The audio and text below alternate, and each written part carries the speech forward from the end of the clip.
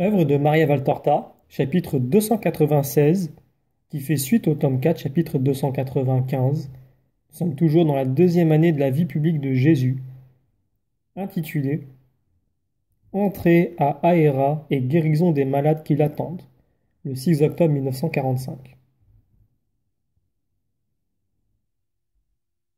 Arbella aussi est loin désormais. Philippe d'Arbel et un autre disciple que j'entends appeler Marc se sont ajoutés à la compagnie de Jésus. La route est boueuse, comme s'il avait beaucoup plu. Le ciel est gris. Un petit cours d'eau, tout juste digne de ce nom, coupe la route d'Aéra. Gonflé par les pluies qui se sont certainement déversées sur la région, il est loin d'être bleu ciel, mais plutôt d'un jaune rougeâtre, comme s'il charriait des eaux passées sur des terrains ferreux. Maintenant, le temps est maussade. Tu as bien fait de renvoyer les femmes. Pour elles, ce n'est plus un temps à être sur les chemins, dit sentencieusement Jacques. Et Simon le zélote, toujours paisible dans son abandon absolu au maître et paisible, proclame: le maître fait bien tout ce qu'il fait. Il n'est pas inintelligent comme nous. Lui, il voit et prévoit tout pour le mieux, et plutôt pour nous que pour lui. Jean, heureux d'être aux côtés de Jésus, le regarde par-dessous, le visage riant, et il dit: tu es le meilleur maître qu'on ait eu, qu'on a et qu'on aura. Qui plus est, tu es le plus saint. Ces pharisiens, quelle déception! Le mauvais temps lui-même a servi à les persuader que justement Jean d'Andorre n'était pas là. Mais qu'est-ce qu'ils ont contre lui? Demande Hermasté, qui éprouve une grande tendresse pour Jean d'Andorre. Jésus répond: leur haine ne s'adresse pas à lui personnellement. C'est un instrument dont ils se servent contre moi. Philippe d'Arbel dit: eh bien, l'eau les a plus que persuadés qu'il était inutile d'attendre et d'avoir des soupçons sur Jean d'Andorre. Vive la pluie! Elle l'a aussi servi à te retenir 5 jours chez moi. Qui sait comme ils seront inquiets à Aéra.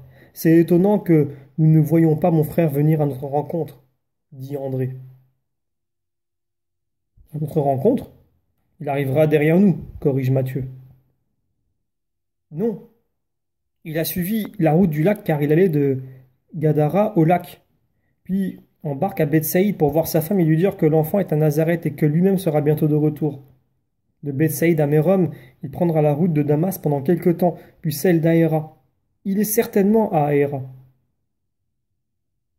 Il se fait un silence, puis Jean dit en souriant: mais cette petite vieille, Seigneur, moi je croyais que tu lui donnerais la joie de mourir sur ton sein comme à Saul de Kérioth, souligne Simon le Zélote. Je lui ai même voulu plus de bien, parce que j'attends pour l'appeler à moi que le Christ soit sur le point d'ouvrir les portes des cieux. Elle ne m'attendra pas longtemps, la petite mère. Maintenant, elle vit de son souvenir, et avec l'aide de ton père, Philippe, sa vie sera moins triste. Je te bénis encore, toi et tes parents.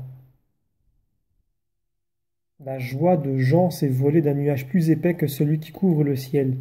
Jésus le voit et dit: tu n'es pas content que cette petite vieille aille bientôt au paradis? Si, mais je ne le suis pas parce que cela voudrait dire que tu t'en vas. Pourquoi mourir, Seigneur? Qui est né de la femme meurt. Tu n'auras qu'elle seule, Seigneur? Oh non!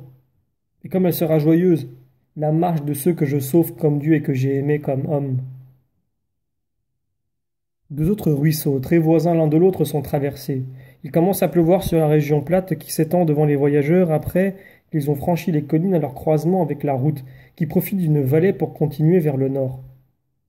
Au nord, ou plutôt au nord-ouest, se dessine une haute et puissante chaîne de montagnes que chevauchent des masses énormes de nuages formant des cimes illusoires sur les sommets réels de roches couvertes de bois sur leurs flancs et de neige tout en haut. Mais c'est une chaîne très lointaine. Ici, il y a de l'eau, là-haut de la neige. C'est la chaîne de l'Hermont. Elle s'est couverte d'un plus grand manteau blanc sur le sommet. Si nous avons le soleil à Aéra, vous verrez comme le grand pic est beau quand le soleil le rosit, dit Timon. que l'amour de sa patrie pousse à louer les beautés de son pays. Mais en attendant, il pleut. Aéra est-elle encore loin? Demande Mathieu. Oui, nous n'y serons qu'en fin de soirée. Dans ce cas, que Dieu nous épargne les ennuis de santé, termine Mathieu, peu enthousiaste à l'idée de faire route par ce temps. Ils sont tous emmitouflés dans leurs manteaux et ils portent les sacs de voyage dessous pour les mettre à l'abri de l'humidité et ainsi épargner leurs vêtements pour pouvoir les changer dès leur arrivée. Car ceux qu'ils portent ruissellent d'eau et en bas sont alourdis par la boue. Jésus marche en tête, absorbé par ses pensées. Les autres grignotent leur pain et Jean plaisante. Pas besoin de chercher de fontaine pour la soif. Il suffit de rester la tête en arrière et la bouche ouverte et les anges nous donnent l'eau. En raison de sa jeunesse, Hermasté partage avec Philippe d'Arbel les gens la capacité enviable de tout prendre gaiement. Et il dit: Simon, fils de Jonas, se plaignait des chameaux, mais je préférais être sur une telle tour secouée par un tremblement de terre que dans cette boue. Qu'en dis-tu? Et Jean: Je dis que je suis bien partout pourvu qu'il y ait Jésus. Les trois jeunes se mettent à parler sans arrêt entre eux. Les quatre plus âgés hâtent le pas pour rejoindre Jésus. Timon et Marc restent à la queue en discutant. Maître, à Héra, il y aura Judas, dit André. Certainement, et avec lui Thomas, Nathanaël et Philippe. Maître, je regrette ces jours de paix, soupire Jacques. Tu ne dois pas parler ainsi, Jacques. Je le sais, mais je ne peux pas m'en empêcher. Il soupire encore. Il y aura aussi Simon-Pierre avec mes frères. Ne t'en réjouis-tu pas? Si, beaucoup. Maître, pourquoi Judas est-il si différent de nous? Pourquoi la pluie alterne-t-elle avec le soleil, la chaleur avec le froid, la lumière avec les ténèbres? Mais parce qu'on ne pourrait pas toujours avoir la même chose. Ce serait la fin de la vie sur la terre. Bien dit, Jacques. Oui, mais cela n'a pas de rapport avec Judas. Réponds. Pourquoi les étoiles ne sont-elles pas toutes comme le soleil, grandes, chaudes, belles, puissantes? Parce que la terre brûlerait sous tant de feu. Pourquoi les plantes ne sont-elles pas toutes comme ces noyers? Par plante, j'entends tout végétal. Parce que les bêtes ne pourraient en manger. Et pourquoi les végétaux ne sont-ils pas tous comme l'herbe? Parce que nous n'aurions pas de bois pour brûler, pour les maisons, les outils, les chars, les barques, les meubles. Pourquoi les oiseaux ne sont-ils pas tous des aigles et les animaux tous des éléphants ou des chameaux? Nous serions frais si l'on était ainsi. Cette diversité te paraît donc une bonne chose? Sans aucun doute. Tu juges donc que... Pourquoi, selon toi, Dieu l'a-t-il faite? Pour nous donner toute l'aide possible. Donc dans une bonne intention. En es-tu sûr? Comme de vivre en ce moment. Alors, si tu trouves juste qu'il y ait de la diversité dans les espèces animales, végétales et astrales, pourquoi voudrais-tu que tous les hommes soient pareils? Chacun a sa mission et ses dispositions. L'infinie variété des espèces te paraît-elle signe de puissance ou d'impuissance du Créateur? De puissance. L'un fait ressortir l'autre. Très bien. Judas a le même rôle, de même que toi auprès de tes compagnons et tes compagnons auprès de toi. Nous avons 32 dents dans la bouche, et si tu les regardes bien, toutes sont très différentes. Non seulement dans les trois catégories, mais entre les dents d'une même catégorie. Et pourtant, puisque tu es en train de manger, observe leurs fonctions. Tu verras que celles qui semblent peu utiles, qui travaillent peu, ce sont précisément celles qui font le premier travail de couper le pain et de l'amener aux autres qui le mettent en miettes pour le passer à celle du fond qui le réduisent en bouillie. N'en est-il pas ainsi? Judas te semble ne rien faire ou mal agir. Je te rappelle qu'il a évangélisé la Judée méridionale. Et fort bien. Et que c'est toi qui l'as dit, il sait avoir du tact avec les pharisiens. C'est vrai. Matthieu renchérit. Il est aussi très capable de trouver de l'argent pour les pauvres. Il sait demander alors que même moi je ne sais pas le faire. Peut-être parce que moi maintenant je suis dégoûté de l'argent. Simon le Zélote baisse la tête et devient cramoisi à force d'être rouge. André, qui le voit, lui demande: Tu te sens mal? Non, non, la fatigue. Je ne sais pas. Jésus le regarde fixement et Simon rougit toujours plus. Mais Jésus ne dit rien. Timon court en avant. Maître, on aperçoit le village qui précède Aéra. Nous pourrons nous y arrêter et demander des ânes. Mais voilà que la pluie cesse. Il vaut mieux continuer. Comme tu veux, maître. Cependant, si tu le permets, je vais en avant. Bien. Timon part en courant avec Marc et Jésus observe en souriant. Il veut que nous ayons une entrée triomphale. Les voilà tous regroupés. Jésus les laisse s'échauffer à parler de la diversité des régions, puis va à l'arrière en emmenant Simon le Zélote. Quand ils sont seuls, Jésus lui demande: Pourquoi as-tu rougi, Simon? Simon, dont le visage redevient comme de la braise, garde le silence. Jésus réitère sa question et il devient plus écarlate et plus silencieux. Une fois encore, Jésus renouvelle sa question. Seigneur, tu le sais, pourquoi me le fais-tu dire? S'écrie Simon le Zélote qui souffre comme si on le torturait. En as-tu la certitude? Il ne l'a pas nié, mais il a dit: J'ai agi ainsi par prévoyance, j'ai du bon sens. Le maître ne pense jamais au lendemain. Si on veut, c'est vrai, cependant, c'est toujours. Maître, trouve toi-même le mot exact. C'est toujours une preuve que Judas est seulement un homme. Il ne sait pas s'élever pour être avant tout un esprit, mais plus ou moins. Vous êtes tous pareils. Vous redoutez des risques improbables. Vous vous tourmentez pour des précautions inutiles. Vous ne savez pas croire que la Providence est puissante et présente. Et bien que cela reste entre nous deux, n'est-ce pas? Oui, maître. Un silence, puis Jésus ajoute: Nous allons bientôt revenir au lac. Un peu de recueillement après tant de marches nous fera du bien. Nous irons tous deux à Nazareth pour quelque temps, vers les Ensénies. Toi, tu es seul, les autres seront en famille. Tu resteras avec moi. Seigneur, Judas et Thomas et même Matthieu sont seuls. Ne t'en soucie pas, chacun passera les fêtes en famille. Matthieu a sa sœur, toi tu es seul, à moins que tu ne veuilles aller chez Lazare. Non, Seigneur, éclate Simon. Non, j'aime Lazare, mais être avec toi, c'est être au paradis. Merci, Seigneur. Il lui baise la main. Le hameau est dépassé depuis peu lorsque, sous une nouvelle averse, Timon et Marc réapparaissent sur le chemin inondé en criant: Arrêtez-vous, voilà Simon-Pierre avec des bourricots. Je les rencontrais qui venaient. Cela fait 3 jours qu'il est en route vers cet endroit, avec les animaux sous l'eau. Ils s'arrêtent sous le couvert de rouvre qui les abrite un peu de l'averse. Et voilà qu'arrive, à califourchon sur un âne en tête d'une colonne de monture, Pierre qui ressemble à un moine sur la couverture qui lui cache la tête et les épaules. Que Dieu te bénisse, maître. Mais je l'avais bien dit qu'il serait trempé comme s'il était tombé dans le lac. Allons, vite, tout le monde en selle. Depuis 3 jours, Aéra est en feu à force de garder les cheminées allumées pour te sécher. Vite, vite. Dans quel état tu es? Voyez-vous ça? Vous n'étiez pas capable de le retenir. Ah, quand je n'y suis pas. Regardez donc. Il a les cheveux plaqués comme si c'était un noyer. Tu dois être gelé sous cette eau. Quelle imprudence. Et vous, et vous?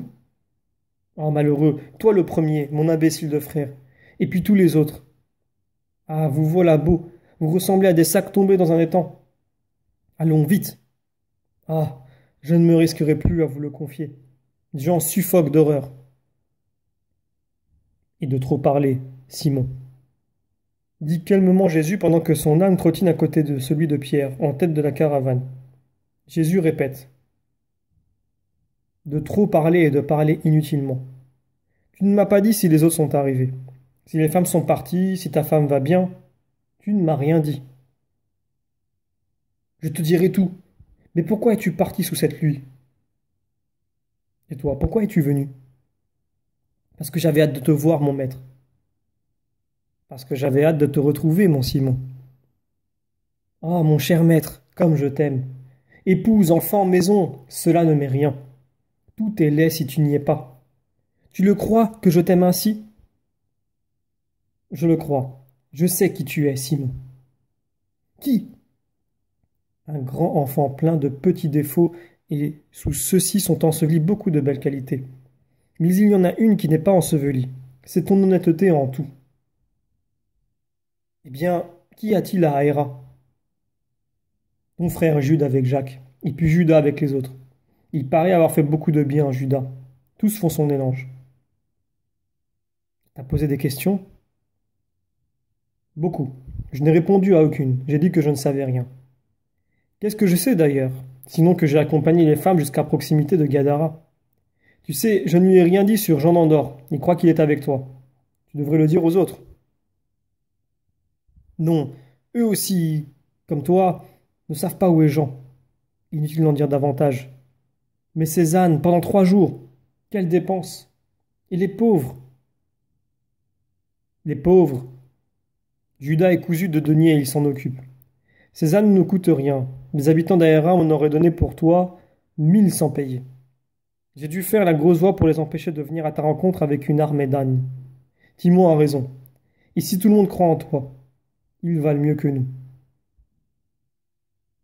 Et il soupire. Simon, Simon, de l'autre côté du Jourdain, nous avons été honorés. Un galérien, des païennes, des pécheresses.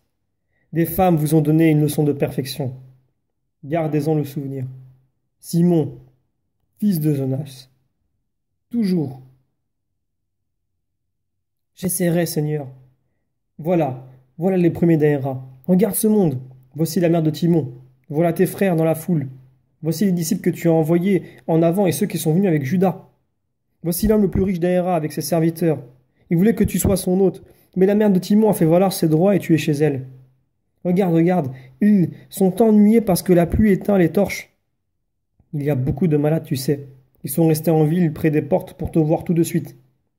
Un homme qui a un entrepôt de bois les a accueillis sous les hangars. Cela fait 3 jours qu'ils sont là, ces pauvres gens, depuis que nous sommes arrivés. Étonné que tu ne sois pas là. Les acclamations de la foule empêchent Pierre de continuer, et il se tait, restant aux côtés de Jésus comme un écuyer. La foule qu'ils ont rejointe s'ouvre et Jésus passe sur son annonce sans cesser de bénir. Ils entrent en ville. Vers les malades, tout de suite, dit Jésus, sans se soucier des protestations de ceux qui voudraient l'abriter sous un toit et lui procurer de la nourriture et du feu, de crainte qu'il ne souffre trop. Eux souffrent plus que moi, répond-il. Il tourne à droite. Voici l'enceinte rudimentaire de l'entrepôt de bois. La porte est grande ouverte et un cri plaintif en sort.